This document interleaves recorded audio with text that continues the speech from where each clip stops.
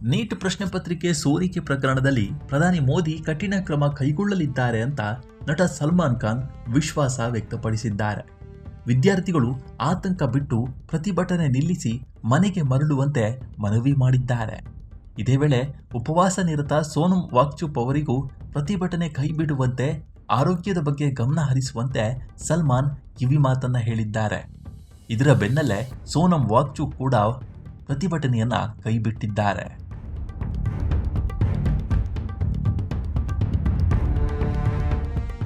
ಹೌದು, ನೀಟ್ ಪ್ರಶ್ನೆ ಪತ್ರಿಕೆ ಸೋರಿಕೆ ಹಗರಣದಲ್ಲಿ ಪ್ರಧಾನಿ ಮೋದಿ ಕಠಿಣ ಕ್ರಮ ಕೈಗೊಳ್ಳುತ್ತಾರೆ ಎಂಬ ವಿಶ್ವಾಸ ನನಗಿದ್ದು, ವಿದ್ಯಾರ್ಥಿಗಳು ಪ್ರತಿಭಟನೆಯನ್ನು ನಿಲ್ಲಿಸಿ ಮನೆಗಳಿಗೆ ತೆರಳಿ ಅಂತ ಬಾಲಿವುಡ್ ನಟ ಸಲ್ಮಾನ್ ಖಾನ್ ಕರೆ ಕೊಟ್ಟಿದ್ದಾರೆ.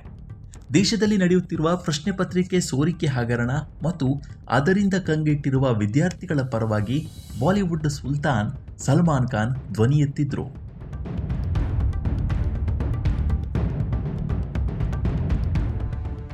ಈ ಬಗ್ಗೆ ಟ್ವೀಟ್ ಮಾಡಿರುವ ನಟ, ವಿದ್ಯಾರ್ಥಿಗಳ ಹಿತರಕ್ಷಣೆ ಮತ್ತು ಭದ್ರತೆಯೇ ಸರ್ಕಾರದ ಮೊದಲ ಆದ್ಯತೆಯಾಗಿದ್ದು, ಯಾರೂ ಆತಂಕ ಪಡಬಾರದು ಅಂತ ಹೇಳಿದ್ದಾರೆ.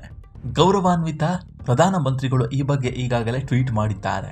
ಈ ಪ್ರಶ್ನೆ ಪತ್ರಿಕೆ ಸೋರಿಕೆಗೆ ಕಾರಣರಾದವರ ವಿರುದ್ಧ ಕಠಿಣ ಕ್ರಮ ಕೈಗೊಳ್ಳುತ್ತಾರೆ ಎಂಬ ಸಂಪೂರ್ಣ ನಂಬಿಕೆ ನನಗಿದೆ. ಹಾಗಾಗಿ ವಿದ್ಯಾರ್ಥಿಗಳು ಮತ್ತು ಪೋಷಕರು ಆತಂಕಕ್ಕೆ ಒಳಗಾಗುವ ಅಗತ್ಯ ಇಲ್ಲ ಅಂತ ಹೇಳಿದ್ದಾರೆ.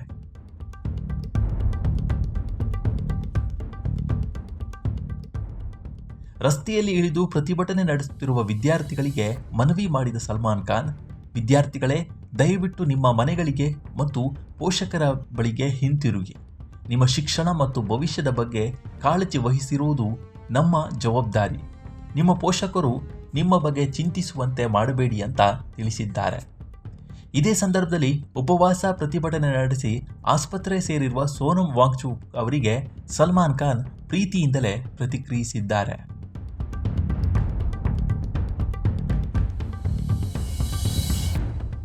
ಸೋನಂ, ಈಗ ಇದನ್ನ ಇಲ್ಲಿಗೆ ಬಿಟ್ಟು ಬಿಡಿ. ಈ ಕಿಚ್ಚನ್ನ ಮುಂದಿನ ದಿನಗಳಲ್ಲಿ ಅವಶ್ಯಕತೆ ಬಿದ್ದಾಗ ಬಳಸಿಕೊಳ್ಳೋಣ. ಆದರೆ ಅಂತಹ ಅವಶ್ಯಕತೆ ಬರುವುದಿಲ್ಲ ಎಂಬ ನಂಬಿಕೆ ನನಗಿದೆ. ಈಗ ಮೊದಲು ಏನನ್ನಾದರೂ ತಿನ್ನಿ. ನಿಮಗೆ ಬೇಕಿದ್ರೆ ನಾನು ಮನೆಯಿಂದ ಊಟ ಕಳಿಸ್ತೇನೆ ಅಂತ ಹೇಳುವ ಮೂಲಕ ಪರಿಸ್ಥಿತಿಯನ್ನ ತಿಳಿಗೊಳಿಸಲು ಪ್ರಯತ್ನಿಸಿದ್ದಾರೆ. ಇದೆಲ್ಲ ಬೆಳವಣಿಗೆಗಳ ಬೆನ್ನಲ್ಲೇ ಸೋನಂ ವಾಂಗ್ಚುಕ್ ಅವರು ತಮ್ಮ ಉಪವಾಸವನ್ನ ಅಂತ್ಯಗೊಳಿಸಿದ್ದಾರೆ ಅನ್ನುವ ಮಾಹಿತಿ ಲಭ್ಯವಾಗಿದೆ.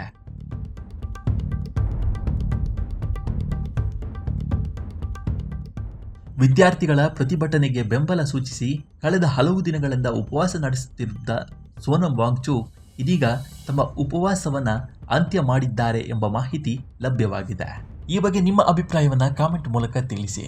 ಮುಂದಿನ ವಿಡಿಯೋದಲ್ಲಿ ಸಿಗೋಣ. ಅಲ್ಲಿಯವರೆಗೂ ನಮಸ್ಕಾರ.